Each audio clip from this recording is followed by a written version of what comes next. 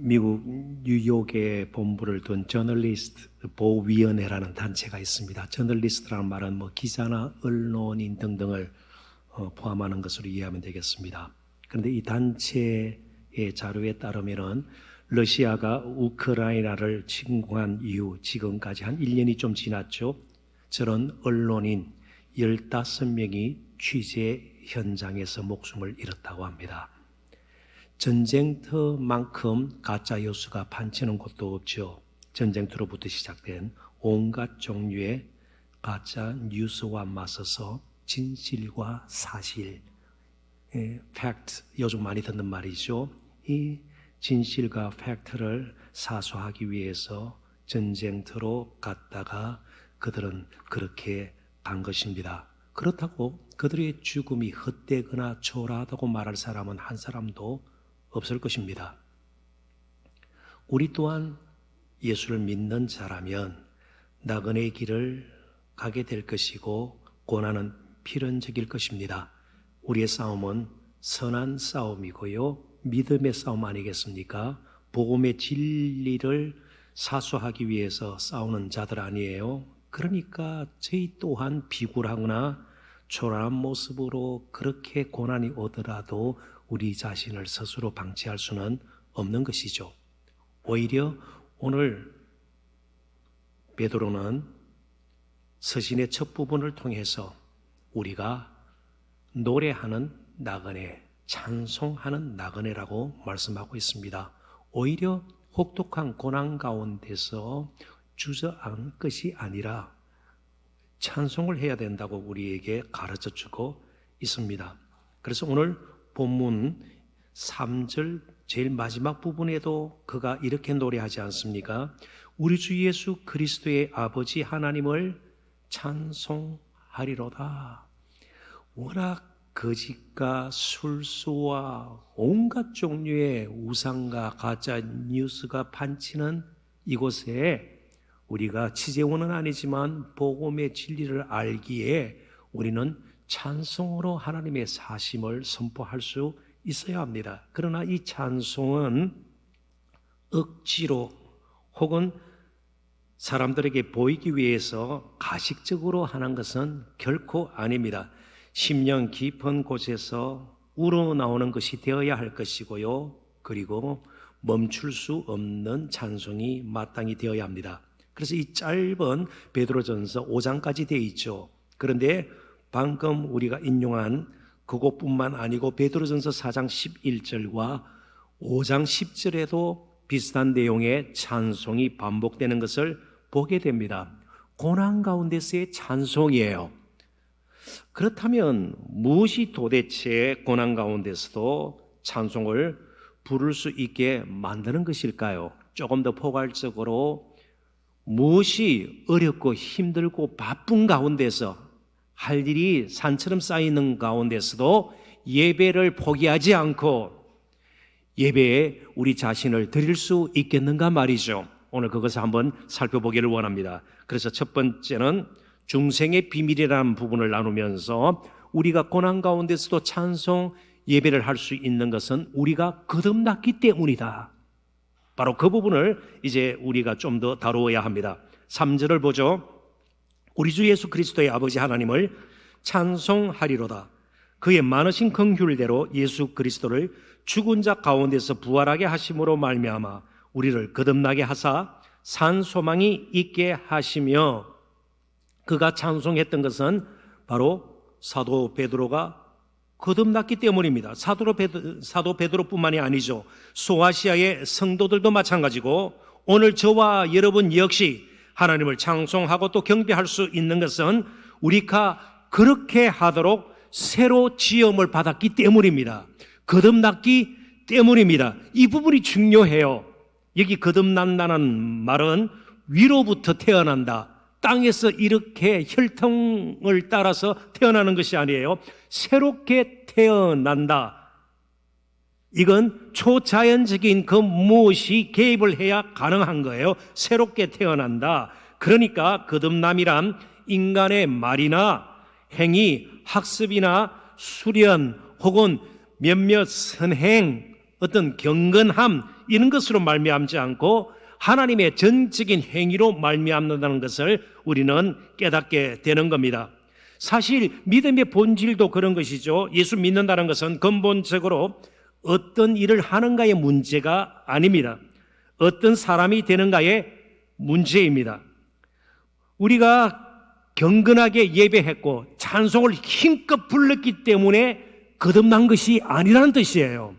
거듭났기 때문에 우리가 예배하고 또 찬송을 부를 수가 있는 거예요. 심지어 고난 가운데서도 말이죠. 그런데 저를 포함해서 오늘 현대 그리스도인들은 이 거듭남에 대해서 대수롭지 않게 여기는 경향이 분명히 있습니다. 그래서 자신에게 일어난 변화에 대해서도 굉장히 둔감해요. 둔해져 있는 거예요. 그러니까 자꾸만 우리의 삶의 변화라든지 좀 새롭게 출발하기를 원하고 뭔가 달라지기를 원하는데 이게 안 되는 겁니다. 거듭남으로부터 시작이 되어야 합니다. 그러니까 우리의 예배도 마찬가지입니다. 바쁨이나 주위 환경 같은 것이 우리의 예배를 할 것인가 말 것인가 결정하는 요인이 될 수가 없는 것이죠. 거듭남의 여부가 결정적인 요인이 되는 것입니다. 자, 그렇다면 찬송 자체가 굉장히 우리에게 힘이 들고 따분하고 지루하고 그리고 예배가 짐스럽고 부담스럽고 시간 내기가 수월치가 않다면 이유는 딴 데 있지 않습니다. 가끔씩 교회는 나오지만 거듭나지 않았든지 그러지 않으면 지금 심한 깊은 영적으로 병든 상태에 있든지 지금 그런 상태예요. 거듭남이 만만한 것이 아닙니다. 오늘 두 가지로 우리에게 말씀해 줍니다. 한 가지는 하나님의 긍휼하심. 그러니까 하나님의 애타는 마음이 거듭남으로 이어진 거예요. 하나님의 마음이 담겨 있는 것이 우리의 거듭남이에요. 그 많은 긍휼하심으로 거듭나게 하사. 거듭남은 하나님의 정말 마음을 쏟아붓는 일이라는 것을 우리가 깨달아야 합니다. 더 나아가서 예수 그리스도를 죽은 자 가운데서 부활하게 하심으로 그 거듭나게 하시는 일이 하나님의 긍휼의 마음이 실려 있는 것뿐만 아니고 어떤 능력으로 하셨는가? 죽은 예수 그리스도를 죽은 자 가운데서 사흘 만에 살아나게 하신 그 능력이 여전히 우리에게도 역사해서 거듭나게 하신 거예요. 동일한 능력이에요. 동일한 능력. 물론 성령의 능력이죠. 그 능력이 만만한 능력이에요? 아니에요. 거듭남은 죽은 자 가운데서 예수 그리스도가 다시 살아나신 것과 마찬가지입니다. 오직 살아계신 하나님만이 하실 수 있는 일이에요. 그러니까 피조물된 인간이 과학적으로 증명하려고 예를 쓴다고 해서 해결된 문제가 아니에요. 하나님께서 성령 안에서 하신 일, 이 거듭남에 대해서 누가 분석하고 검증할 수가 있겠나 말이죠. 마치 성령으로 예수님께서 잉태하신 것과 마찬가지로 저와 여러분의 거듭남이 바로 성령의 그러한 부활의 능력으로 하나님의 긍휼하심을 따라 되어진 것이에요. 만만치 않은 거예요. 가벼운 것이 아니에요. 우리가 거듭났다는 것이 말이죠. 한번 생각해 보십시다. 요즘 북한 김정은의 딸이 아주 통통하더군요. 그죠? 자주 공식 행사에 등장을 합니다. 그래서 북한 전문가들 사이에도 4대 세습이 가셔야되는 것이 아닌가 조심스럽게 이런 분석들을 내놓기 시작했습니다. 그런데 그 딸 이름이 뭐예요? 김주혜예요. 김주혜. 그런데 최근에 이 김주혜 최고 존엄의 딸 이름이 김주혜예요. 그래서 일반 북한 주민들이 사용하는 것 이건 당치도 않다. 그래서 그런 이름 김주혜라는 이름을 가진 자들에게 계명을 강요를 했습니다. 이름을 바꾸라는 거예요. 네. 그런데 뭐 아까 웃으신 분들은 이미 짐작을 하셨겠습니다만 저희 딸 이름이 김주혜예요. 그런데 이름을 바꿀 생각이 전혀 없습니다. 더욱이 미국에 살기 때문에 북한 당국이 뭐 강요하더라도 아무런 효과가 없죠. 근데 한번 생각해 봐요. 백두혈통, 정말 4대째 우상화하려고 별짓을 다 하지 않아요? 백두혈통을 따라 났다고 저절로 하나님 나라에 들어갈 수 있나요? 아니에요. 백마를 타고 백두산에 몇 번 올라갔다 내려왔다 한다고 될까요? 아닙니다. 거듭나야 하나님 나라에 들어갈 수가 있다. 밤에 찾아온 니고데모라는 사람에게 예수님께서 말씀을 하셨어요. 물과 성령으로 나지 아니하면 거듭날 수도 없고 하나님 나라에 들어갈 수도 없다. 그러면서 예수님께서는 너무나도 흥미롭게 바람의 그런 기능, 바람의 모습과 성령을 연결시켜서 니고데모에게 가르친 거예요. 니고데모는 굉장히 똑똑한 사람입니다. 사내들인 공회원이에요. 정치적인 권세도 있는 사람이에요. 율법에 능통한 바리새인이에요. 자, 요한복음 3장 8절을 제가 읽어볼게요. 한번 자세히 보십시오. 바람이 임의로 불매 내가 니고데모가 그 소리는 들어도 어디서 와서 어디로 가는지 알지 못하나니 성령으로 난 사람도 다 그러하니라. 자, 바람을 한번 잡아보신 분이 있나요 혹시? 바람을 보신 분이 있나요? 그렇지만 바람이 불면 감지가 되죠. 느껴지죠.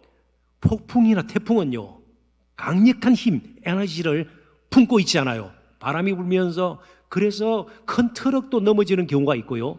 나무가 뿌리째 뽑히는 경우도 있어요. 그렇지만 눈에 보이지 않아요. 그렇지만 바람이 부는 거예요, 지금. 엄청난 힘이에요. 근데 성령을 이렇게 바람과 예수님께서 연결시키면서 거듭남을 설명하고 있는 거예요. 그런데 참 재미나게도 히브리어로 성령과 바람은 동일한 단어예요. 루하라는 단어예요. 때로는 성령으로 번역이 되고 때로는 바람으로 번역이 돼요. 그리고 신약 성경에 원래 쓰여진 사용된 헬라어, 거기도 푸뉴마라는 단어가 때로는 바람으로 때로는 영으로 번역이 돼요. 그러니까 바람과 성령께서 일하시는 것이 너무나도 비슷하게 보이는 거예요. 성령은 바람처럼 불어요. 그래서 뭐 따지고 이성을 가지고 논리적으로 될 수가 없는 거예요. 그냥 경험되어지는 겁니다. 그 힘이, 그 위력이 경험되어지는 거예요. 그 누구의 제재도 받지 않습니다. 바람은 자신이 방향을 정해서 그냥 가는 거예요. 막을 수가 없는 것입니다.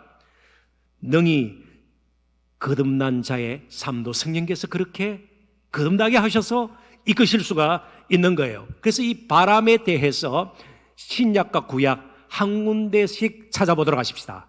자, 구약의 대표적인 바람이 언제 일어나요? 혹시 기억이 나시나요? 이스라엘 백성들이 애굽에서 나왔습니다. 그리고 어느 곳에 장막을 쳤는데 믹돌이라는 곳에 장막을 쳤습니다. 그런데 전략적으로 너무너무 좋지 않는 곳에 장막을 치게 된 거예요.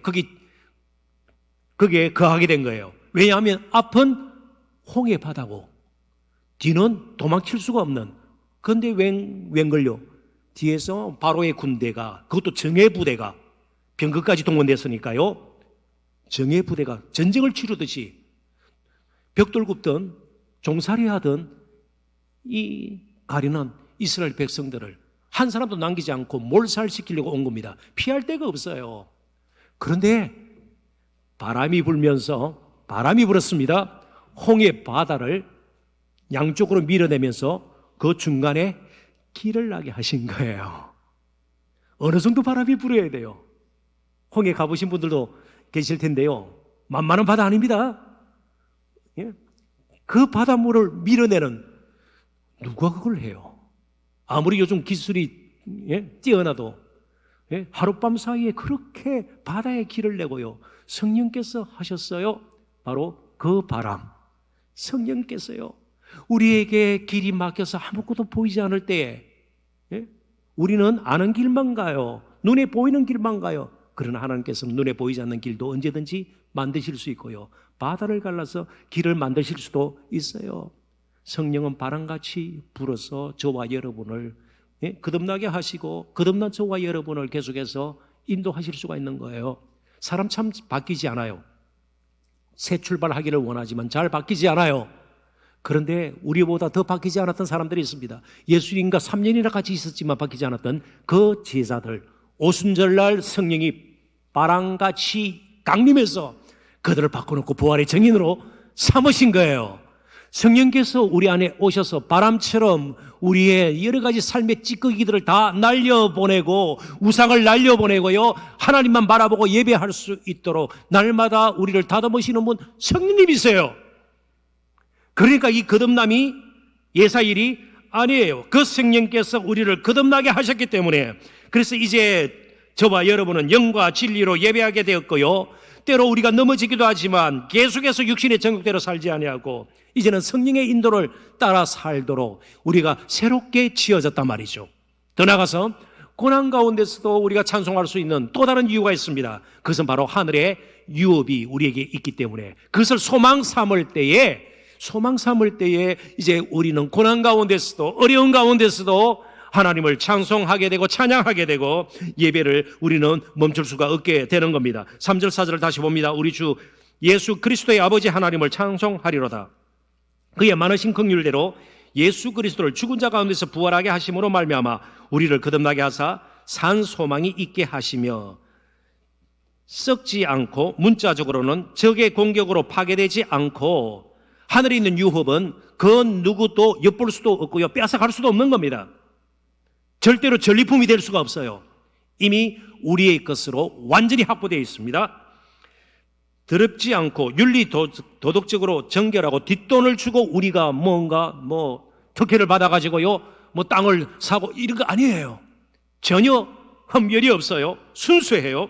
쇠하지 아니하는, 이 말은 시간이 지난다고 해도 손상되지 아니하는, 아무리 새 차라도요 몇 년 지나면 흠집 생겨요. 아무리 멋있는 새 옷이라도요 몇 년 입으면요 실밥이 터지고 그러지 않아요? 그렇습니다. 쭈그러지고 그렇습니다. 언제나 주름 잡고 다닐 수 없는 거 아니에요? 그런데 하늘의 유업은요 손상되지가 않아요. 늘 완벽해요. 무엄해요. 무결해요. 이러한 유업을 있게 하시나니 땅을 제비뽑아 이스라엘 백성들에게 나눠주듯이 분명한 몫이 있게 하시나니 곧 너희를 위하여 하늘에 간직한 것이라. 이 하늘의 유업이, 하늘에 간직한 것이 무엇인지 알 수는 없습니다. 그러나 성경 여러 군데서 온전한 구원, 영생, 부활의 영광, 우리 예수님 닮고 예수님과 함께함, 무엇이라도 괜찮아요. 근데 확실한 것은요 이게 우리 힘으로 획득한 것이 아니라는 거예요. 하나님께서 친히 예비해 놓으신 겁니다. 그래서 사람들이 마련하는 것하고는 비교할 수가 없는 것이죠. 그걸 소망 삼고 사는 사람에게는요 고난이 와도 두렵지가 않고 조금 흔들릴 수는 있을지 모르겠지만 찬송마저 접는 그런 일은 일어나지 않는다는 겁니다. 바로 이 산 소망이, 그리고 이 하늘의 유업에 대한 이 소망이 이 땅에서 살아가는 우리에게 힘이 되는 겁니다. 그리고 가르쳐줘요. 우리를 자꾸만 깨우쳐줘요. 지금 겪고 있는 고난이 전부가 아니고 마지막도 아니라는 겁니다. 우리에게는 하늘에 간직한 유업이 있다는 것이죠. 정말 산소망, 우리에게는 산소망이 있는 겁니다. 그래서 살아있다, living hope, 산소망, 두 가지 의미가 있습니다. 한 가지는 죽은 혹은 헛된 실효성이 전혀 없는 그런 허망한 꿈과 같은 소망이 아닌 그런 뜻이고요. 또 한 가지는 living, 살아있으니까 생명력이 있는 거예요. 실제로 우리의 삶에 영향을 미치는 거예요. 그리고 자라기까지 해요. 재미나죠? 자, 그렇다면 오늘 우리가 하루하루 살 동안 고난도 있을 수가 있고요, 아픔도 겪을 수가 있고요, 길이 안 열릴 때도 있고요, 굉장히 가정적으로 우환이 겹칠 때도 있어요. 그렇지만 오히려 찬송하게 하고 예배하는 것이 하늘의 유업에 대한 소망이라 그랬잖아요. 산소망. 근데 소망이 자라요. 소망이 자라지 않고 요만하면 찬송도 요만한 소리예요. 그 자세히 보십시오. 늘 시험 드는 사람들이 시험 들어요. 늘 상처 입는 사람들이 상처 입어요. 더 큰 어려움을 겪어도 시험 들지 않는 사람은 시험 들지 않아요. 같은 말을 들어도 상처 입지 않는 사람은 상처 입지 않아요. 그럴 수 있지. 얼마나 부대끼면 나에게 그런 말을 하지? 불쌍하다. 건너가는 거예요. 무슨 차이예요? 소망의 차이예요. 소망도 잘하는 거예요. 살아있는 소망이에요. 그러니까 늘 시험 들고 늘 뭐 함정에 빠져서 헤매고, 그러니까 우리에게 필요한 게 산소망, 생명력 있는 소망이 이렇게 필요해요. 그런데 그 소망을 가지게 되는 근거가 어디예요? 하늘의 유업이에요. 사도 바울을 보십시오. 그에게 돈이 필요 없었나요? 아니에요. 그도 굉장히 박식한 사람이에요. 로마 시민권자예요. 헬라 철학이나 문화에 굉장히 익숙한 사람이에요. 그럼에도 불구하고 하늘의 그 산소망, 유업에 대한 산소망이 너무 크다 보니까 상대적으로 이전에 붙들고 자랑하려고 했던 것들이 배설물로, 쓰레기로 보이는 거예요. 쓰레기 자체가 아니에요. 나쁜 것이 아니에요. 상대적으로 그런 것입니다. 아무튼 이 하늘의 유업은요, 우리가 뭐 쟁취한 것이 아니에요. 우리가 똑똑해서 많이 배워서 돈이 있어서 좀 힘께나 쓰기 때문에 아니에요. 전적으로 하나님의 은혜예요. 가나안 땅 한번 볼까요? 이스라엘 백성들 물론 싸웠습니다. 가나안의 7족과 7족속과 싸웠습니다. 분명히 피도 흘렸을 겁니다. 그럼에도 불구하고 근본적으로는요, 하나님께서 약속하신 땅이었고 하나님께서 예비하신 땅이었습니다. 그래서 가나안 땅에 들어가기 전에 마지막 모세의 입술을 통해서 이스라엘 백성에게 주신 말씀이 신명기예요. 신명기란 말은 율법을 다시 한번 반복한다, 그런 뜻이에요. 모세의 입술을 통해서요. 그런데 그 신명기에 가나안 땅에 들어가는 이스라엘 백성들에게 하나님께서 뭘 가르쳐 주었는가 하면, 땅을 주신다, 땅을 주리라, 땅을 주겠다는 이 단어가 30번이나 반복 사용됩니다. 이스라엘 백성들이 취한 것이 아니에요. 스스로 하나님께서 주신 것입니다. 이걸 이제 우리에게 이렇게 연결해야 합니다. 우리가 열심히 성실하게 살아야죠. 공부도 열심히 해야 됩니다. 저축도 하고, 그죠? 앞으로 미래에 대해서 준비도 하고요. 그거 필요 없다는 뜻이 아니에요. 그런데 지나치게 내 힘으로, 내 손으로 무엇인가 움켜잡겠다, 그러면 틀림없이 만족함이 없어요. 하나님께서 주시는 것만이 우리에게 진정한 만족을 줍니다. 여러분 믿으세요? 이걸 믿으셔야 돼요. 그래서 적게 가지더라도 만족할 수 있는 것은요, 하나님께서 주신 것을 받았기 때문이에요. 내 힘으로 무엇인가 이루었다, 높이 올랐다, 많이 쌓았다, 전혀 만족이 없어요. 이스라엘 백성들이 실패했던 것은요, 가나안 땅 하나님께서 주신 것으로 알고 정말 만족하지 못했기 때문입니다. 그래서 여지없이 그냥 우상 숭배의 죄에 깊이 빠졌습니다. 우리의 손과 하나님의 손, 어느 것이 더 클까요? 그냥 손을 놓으십시다. 그 손으로 하나님을 붙들어야죠. 날 살려달라고, 어렵고 힘들수록 찬송 빼앗기지 않게 해달라고, 기도가 막히지 않게 해달라고요. 그냥 하나님 붙들고 우리는 가야 돼요. 하나님의 손이 훨씬 큽니다. 그래서 제가 한 분 했던 말을 좀 소개를 할까 하는데, 이미 이분은 이제 고인이 되신 분이에요. 지난달 26일 이분이 세상을 떠나신 지 일주기가 되는 날입니다. 우리 한국의 지성으로 일컫는 이어령 선생님, 그죠? 장관도 하시고 그랬죠. 2007년에 세례를 받았는데요, 그때 여러 사람들이 관심을 기울였죠. 이어령 선생이 예수를 믿다니. 뭐 그 외에 여러 글들도 쓰고 말이죠, 인터뷰도 하고 그랬습니다. 근데 한 기자가 질문한 적이 있어요. 기독교의 핵심이 무엇입니까? 그랬더니 이 이어령 선생께서 이렇게 대답을 한 겁니다. 고통스러운 삶을 살면서도 남을 도와주고 이웃까지 사랑하는 것입니다. 우리가 주목할 부분이 고통스러운 삶을 살면서도예요. 어느 종교에서 다른 사람 금 훔치라고 그렇게 가르치나요? 착하게 살라고 다 가르쳐요.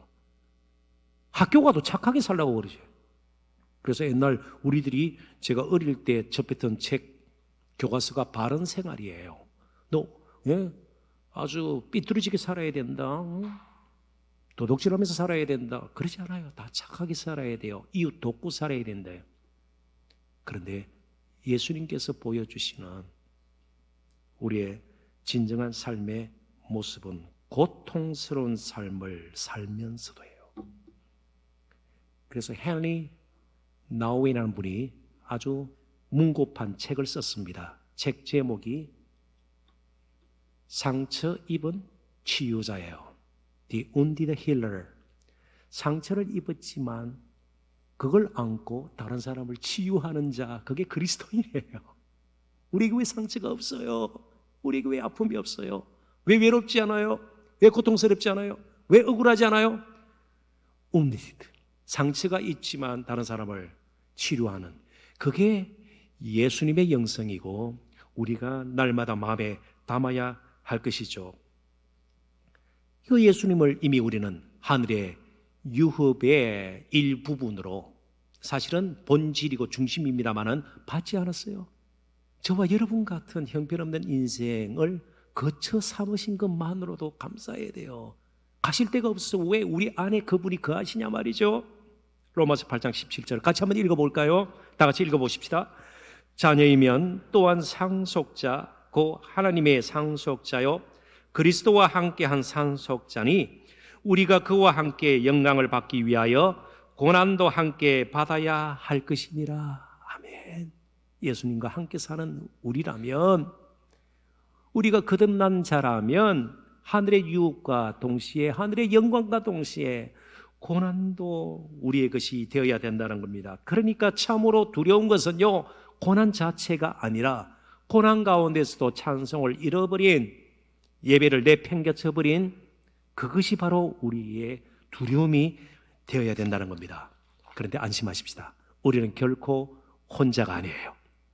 예? 고난 가운데 찬송을 부를 수 있도록 그렇게 또 근거가 되는 것이 무엇인가? 세 번째, 성도의 견인입니다. 이게 무슨 말인가? 무슨 5절을 읽어보고 조금 풀이를 해보도록 하십시다. 자, 5절의 말씀입니다. 너희는 말세에 나타내기로 예비하신, 이걸 한마디로 줄이면 온전한 구원을 얻기 위하여 믿음으로 말미암아 하나님의 능력으로 보호하심을 받았느니라. 성도 여러분, 저 자신을 제가 돌아볼 때도 늘 그렇게 깨달아요. 여러분들은 어떠신지 모르겠습니다. 여러분 스스로의 모습을 보면 정말 하나님의 은혜가 아니고서는 도저히 구원받을 길이 없겠다, 그렇게 느끼신 적이 있나요? 너무 뻔뻔하시다. 자, 느끼시죠? 그래서 하나님의 은혜구나. 만약에 우리의 어려운 행동이나 선행이나, 그죠? 우리의 성품이나 덕목을 보고 구원을 받을 수 있다면 한 사람도 구원 못 받아요. 그런 인물이 세상에 없습니다. 그런데 구원받은 뒤에도 숱하게 넘어져요. 참 삐뚤어진 것 곱게 하기가 쉽지가 않아요. 곁길로 새는데 아주 전문가들이에요. 저 자신부터요.